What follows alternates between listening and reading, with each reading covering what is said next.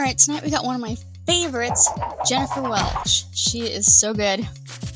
And I'm still trying to figure out Essie Cup. Essie over here. But all right, let's get started. Today, authoritarianism. There are some Democrats who have been at this level. If this is a 10, they've been at a 10 for a while now. But there are some people, and I think one of them is the person that Ezra Klein was talking to in that podcast, Radley Balco, and even President Obama, who have been kind of reluctant to go there. But they're going there now. I mean, do you see that shift happening?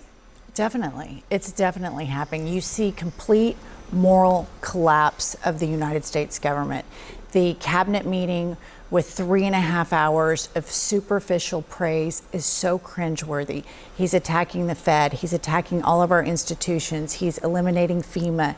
It is horrifying that he is putting troops against American citizens because he claims that he's the law and order president. But we all know that's a lie because he's a convicted felon. He pardons convicted felons. He surrounds himself with obsequious people that kiss his ass all day, every day. It's nauseating and painful to see how weak he is to Vladimir Putin and others. Essie, I mean, what do you think about all of this? I mean, a lot of people say that alarmism doesn't help Democrats, but there are also things happening that Trump is doing that are alarming even conservatives. Well, alarmism alone doesn't do anything, and I think Democrats have gotten very good at correctly identifying the problem, naming the problem, whether it's fascism or authoritarianism. This is all true. Do you think that's an accurate description of what is happening right now? Absolutely, without question. We've had many conversations at this table. Bill Maher ticked down some examples. But so what? And what? And what next? The conversations I don't hear Democrats having is what we're going to do about it. It can't just be Gavin Newsom tweeting like the president does. That's not it. It can't be sit-ins and protests. If Democrats want to combat this and get a chance at another election, and I understand where Bill Maher is going with this, that like elections might not happen in future years if this continues. They've got to win. They've got to win elections. And no one in the party, and I talk to Democrats all day long, no one is talking about where's our agenda? Where's our New Deal, our contract with America? What's our platform to identify and solve the problems that Americans are screaming they have? Only Trump is saying, here's my answer for them. We don't like the answers, but he's answering them. Democrats aren't even asking the question. They're just naming the problem over and over again in an echo chamber. You can make an argument that naming the problem is not an unreasonable thing to do because there are some people who are, you know, I think the analogy is like a frog boiling slowly in water, that you don't really notice what's happening until it's... Oh, we all notice it. Who's not noticing it? Some people, I mean, everyone notices it. A couple people at the table here probably disagree, so we'll But I'm not talking to them, I'm talking to Democrats. We'll They get all their notice views in it. just a second, but go ahead, Dante. Democrats is how... Okay, before I say anything, remember, I always say this. When an argument is weak, volume goes up. Second of all, when she said, we all know that wasn't the whole point of the whole... She was saying, okay, Democrats are good at finding out the problem. Abby said, oh, it's kind of, that's a good thing. It's like, you know, being the frog boiling or whatever. That's a good thing, so you don't stand there too long before you notice. And she's like, well, we all noticed, but that was the point. The point is, Democrats, we don't get to that point because it's good to notice early. Another thing is, anytime Scott over there, smug ass, is agreeing with somebody, I start getting extremely, like, suspicious or something. Another thing I noticed, why was she so uncomfortable saying nice things about the Democrats and stuff? You know, she was like, I agree. She wanted to cut. She's like, I don't want to spend a lot of time saying nice things. I want to sit here and be critical. And she was saying things that are undeniable. What are we going to do about it? Of course, we do need to do that. And I'm not saying we as Democrats, don't get all your buns all up in a twist. I'm saying we as in people. Me, anytime I say we, I'm not sitting here agreeing to a specific party. Never. You'll never hear me say that. I'm saying we as in the country, as in all of us, as in one nation. How do you attack it? Because Donald Trump does not operate politically. He does not operate within the structure of our government as it was put together and as it functioned for hundreds of years. He operates outside of that. But are there other options than attacking Donald Trump? Not be political, to step aside and say, I'm going to ignore the rule of law. I'm going to tell people if a judge rules against me that judge is a bad person and not to listen to him. I don't know if we want Democrats to join in that fight, but there has to be a way to combat it. No one's saying that, but for 3 election cycles, the Democratic plan seems to have been let Trump hang himself and go after Trump. This isn't about Trump. The voters need to be talked to in ways that aren't Democrats sneering at them, saying, "You're safe. Look at this graph. The economy's great. Look at these numbers." That may be but who that's has to exactly say what Democrats are doing. They're doing it with illegal immigrants. They're doing it with crime, and they're doing it with the government. You said it's the way government functions. A supermajority of the American people say government is dysfunctional. They don't trust government. Go back to the Ike LBJ days, and trust in government was in the 70s.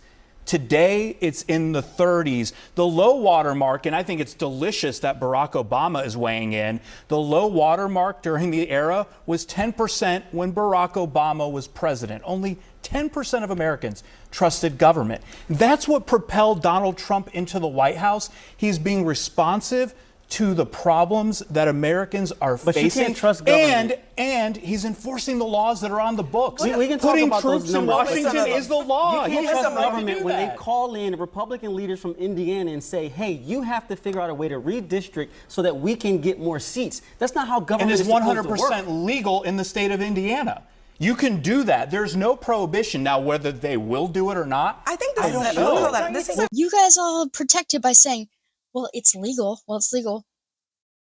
It's legal for a reason. And you know what? Legality does not make things morally right. That's a thing that MAGA loves to misunderstand. Just because something is legal does not mean it's right. Yeah. Slavery was legal. Japanese internment was legal. There's a lot of things that were legal that are legality and morality are nothing. They're not a part of the same world in any way, shape, or form. So the whole, well, it's legal, that does not mean it's okay. And another thing is, why? You ever think that's the worst thing about MAGA is they never ask why. Why? That's kind of funny that that's legal. You know, you guys have no critical thinking skills. It's really important to question things and even yourself. Why do I feel this way? Why is it legal? That is the most vital part of this whole, well, it's legal, but it's legal. Why? And if you're going to sit there and say, well, it doesn't matter, then fuck off, because then that's a slap in the face towards America. You guys are so American. Why? Then ask why. It is important. I don't know why you guys are so proud and feel so great about being dumb. It is important to ask why. It is important to learn things. It is important to learn what you're talking about. Why is it legal? For specific circumstances, mostly. Of course, jackasses like Taco Tits is going to take advantage of that. So true. But that's disrespectful and wrong. It's disrespectful towards America. It's very un-American to do so. This is actually trust key. in government? This is a very key point that you just brought up. I mean, whether it's Indiana or anything else that Trump is doing, DC, lots of things are permissible. But many presidents, many political figures before Trump did not do them because in this country, you have choices here, right? There are laws on the books that allow you to do certain things. And many politicians say, we're not going to go there because, let's say, hypothetically, that's reserved for extreme circumstances. I think what people are responding to right now is Trump looking at all those things and saying, I'm going to do what, as you said, whatever I want, if there's any inkling of a chance that I have the power to do it. Well, he is exercising political power, and as Pete pointed out about the redistricting, it is legal to do. I think the National Guard in Washington, D.C. not only is legal, but I think even the mayor of Washington, D.C. this week has said, hey, it seems to be working. So I think the alarmism from Trump's biggest detractors is the same kind of rhetoric and alarmism that they were sounding back in September and October during the election. And how did the American people respond to it then? They voted for Donald Trump. The way you solve all problems in a political system is you go out and try to win an election. Yeah. But you can't do redistricting and changing the rules so that sure you can. the votes He doesn't don't- want to run Sure you another can. election. Democrats did not win the last election for a reason. They may not win the next one for a reason. And so in a political system, you have to trust the voters. The voters elected Donald Trump. He's basically running the play that he laid out. And yes, I understand the whining and alarmism now, but the way you solve all your problems in politics is to convince people that you are right and they are wrong, and you do it at the ballot box. It's too bad Jennifer Welch didn't have more say in that one, but that's okay. I'm sure there'll be plenty more. Pete Seat saying, well, We don't trust the government. And yeah, we don't believe in the rule of law because they're not doing it our way. Let me tell you something. Anybody who doesn't trust the government or believe in the rule of law is not American. You don't respect America. You know who actually has never complained about those things, who actually respects both those things very much so? They're immigrants, people who aren't from here. I always see them respecting the law. I never see them complaining about government. Let me tell you, these government systems and the law, that's part of America. And these MAGA people are so like, well, you know what? Fuck the law and all this stuff. It's like, why are you so patriotic and have flags everywhere and you're saying, yeah, America first? Because you're not about America. You don't believe in the rule of law. You don't believe in trust how the government works. You guys are pretty much against freedom of speech now. You cannot sit here and say you're so American. That is incorrect. That is false. I don't care how you feel about it. That's real shit. That's what's up. And I'm just so sick of them, or people in general, just picking on, well, Democrats aren't doing this and Democrats aren't doing that. Shut up already. We hear that plenty. Okay, sure, that's a given. Who cares? I don't have any type of picture of idea of who Democrats are. I don't have this whole enemy image of a villain for Democrats. When I hear Democrats, it's just an existing party. I don't associate myself with them. But I'm not going to sit here and pick on people who actually have been fighting and they've been struggling for us. For us. I don't see people going out of their way to protect us, except them, and they're getting kicked when they're already down. Why is that okay? Why is that so cool? Fuck Democrat. I don't understand that. That is just barbaric. It's absolutely nuts. It's wild, and everything you guys are screaming for and cheering for, the Democrats are just trying so hard to do for you, yet here you are. It's mind-blowing to me that any sane person, especially full grown-ass adults, would be all for authoritarianism. Are you insane? What the hell? But here's the problem, is that people aren't... The education system here in America has been going downhill since I was little, okay? And it's not even... It wasn't even as bad back then. It was still kind of bad. But you guys were never taught. You guys have never been shown and what authoritarianism looks like, what it truly is. You guys have only been told by the people trying to pull authoritarianism off what it is. So you're like, this is lovely, this is cool. No. And I hate that Essie was like, well, making it's just like, okay, how do I explain this? Oh, I know, Dante says Trump isn't a political person, which is true. And people are like, yeah, he's not political, that's why we want him. But here's the thing. Would you want Kamala... Okay, you guys love your Christian churches. Would you want Kamala being the pastor and doing all the things that you love in this pastor, whatever? Would you want her bringing in whatever you guys think falsely of Kamala? Would you want her to bring her Kamala ways to your church or whatever thing you guys are a part of, your biking crew, whatever the hell you guys do? Would you want Kamala to come in there and Kamalize everything? Would that feel so good? It's not cool when someone's not political and they're going in their fucking thing. He's just a criminal. He's just a criminal. He's gonna be committing crime. He's gonna be letting criminals go. There's nothing more to say than that. That's not okay. I can't believe that people like MAGA and all these pundits have to go so far out of their way, they even throwing themselves under the bus, to protect someone who was found liable of sexual assault on a woman. He has so many accusations against him, but one of them he was found liable from a jury of his peers that he chose, from a judge that he chose, with an attorney that he chose. He cannot blame this on, they're against me. He chose them. And he was still found guilty, and there's his whole history. Literally his entire history shows nothing but that behavior.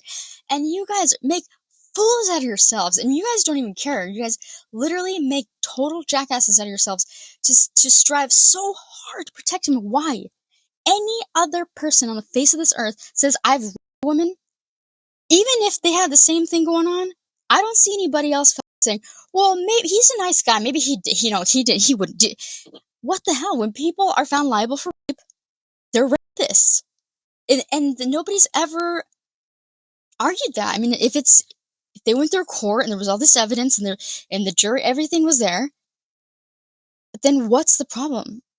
Never has there ever been any rapist, literally in history, that people are like, I don't think he did. Well, there's mountains and years and years of evidence, and yet still, you guys are like, well, it's like, what the heck? Do you guys hear yourselves? Get the net. All right, so here's the last thing I want to say in response to the topic of the video. I want to go over the things that would move us like faster toward authoritarianism, okay? Normalizing attempts to overturn elections or pressure election officials. We need to stop that. Ever tighter gerrymanders and rules that make voting meaningfully harder. Escalating political violence and rhetoric that treats opponents as enemies. That's the most pathetic one. Systemic attacks on independent press, courts, and civil service. So the things that, what would slow us down is protecting nonpartisan election administration, funding safeguards observers, anti-gerrymandering reforms, and fair maps processes at the state level, supporting local news and transparent institutions, civic habits like vote, volunteer as a poll worker, and reward norm keepers across parties. Okay, not everything is red and blue like the way he wants us to think. We need to stop thinking of things like that. Okay, this is very important. Like and subscribe to the video. Thank you for watching. I appreciate it. You know, Jennifer Welch, she's so funny. She even talks about the Cracker Barrel issue in the same way I did in this episode that you can check out right here. And I hope you enjoy it. And I hope to be just like Jennifer when I'm older, to be honest.